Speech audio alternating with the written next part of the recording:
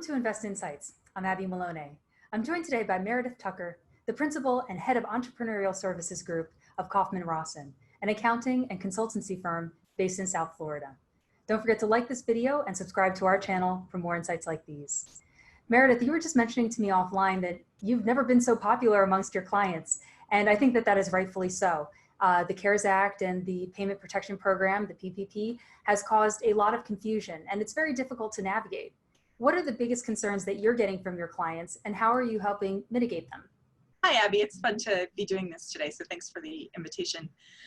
There are a few different things going on. I think at a base level, the health crisis and quarantine has really required businesses to invest energy in a different level of planning and strategic operations than they may have engaged in before.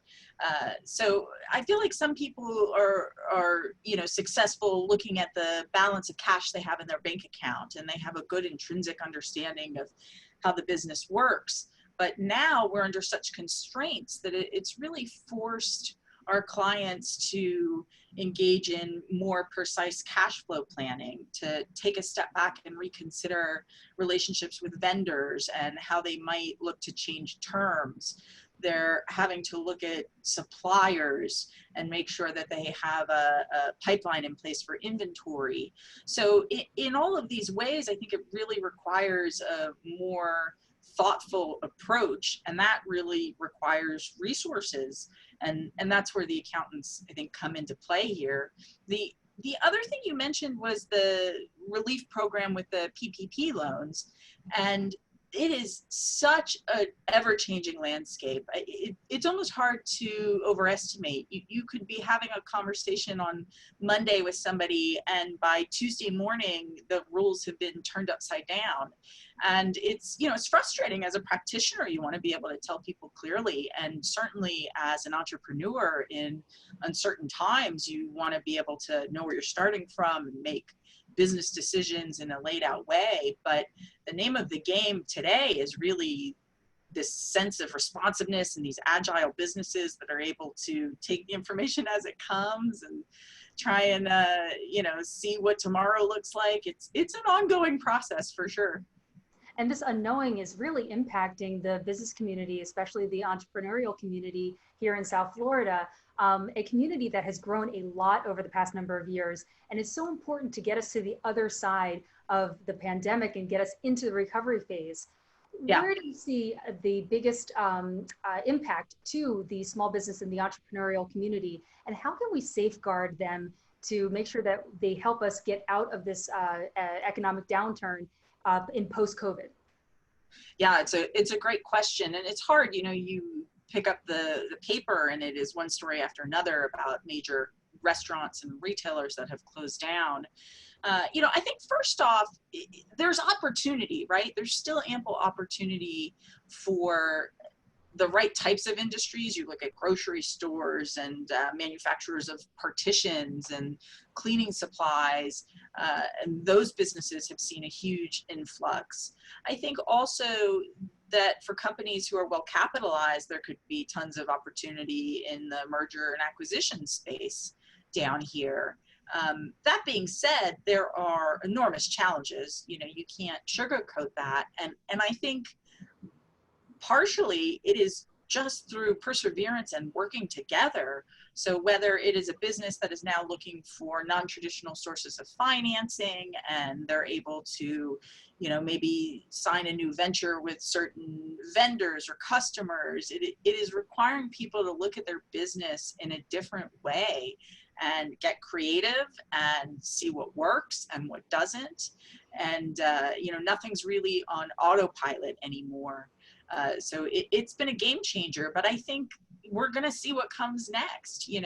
I think we've seen a concern with a lot of folks that we have not hit the bottom yet, right? That there's going to be more of a fallout, and but it's so hard to predict without seeing, like South Florida just starting to come back online. We've just seen a date announced for that. I think we're going to have to see what it holds, and businesses are pivoting. You see restaurants that are going to offsite services. Certainly for professional services, there's a huge demand, for the lawyer and accountant community to guide the way through all this regulatory information that's coming down the pipeline. So it's definitely up and down, I'll say.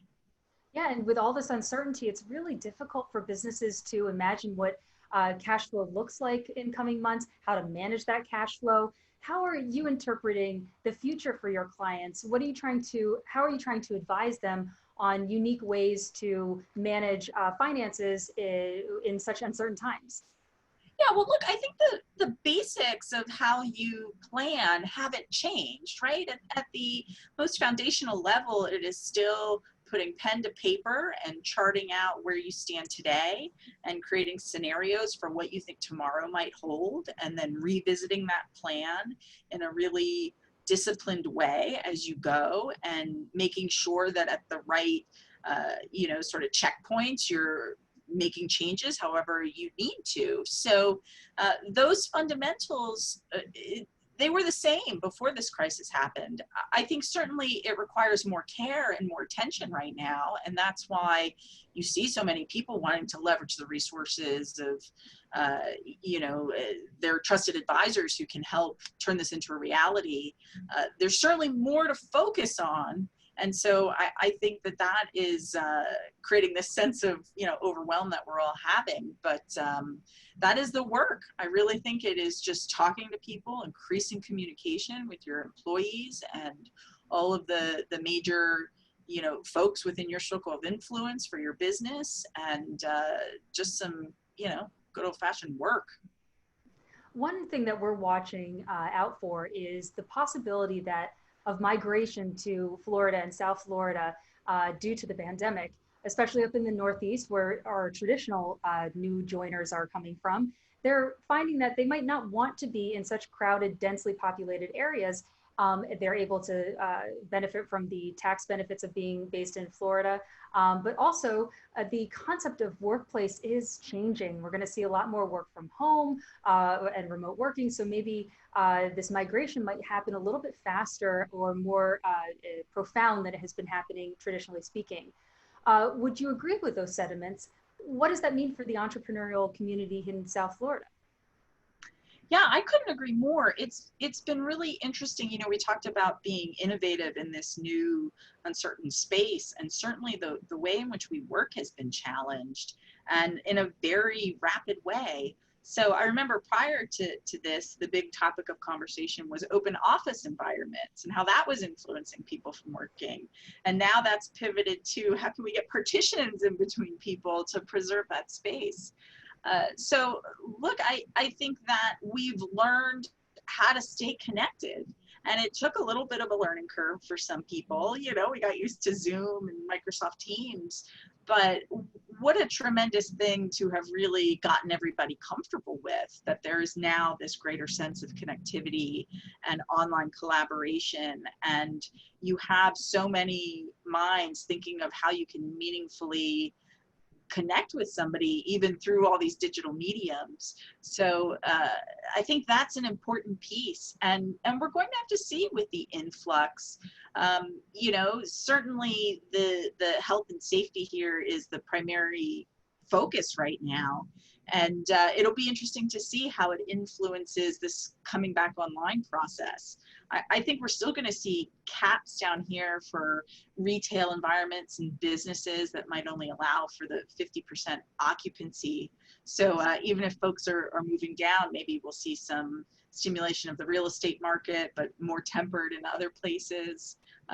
It'll be interesting to see. But, I have to say for businesses, especially something like the accounting and consulting world, I think it really opens up the labor pool in a lot of ways, that now we're more comfortable working remotely, and you might have some great expert in Northern Florida, and now you really see a pathway forward for bringing that person into your group. I think it definitely opens up some interesting possibilities to add to your team.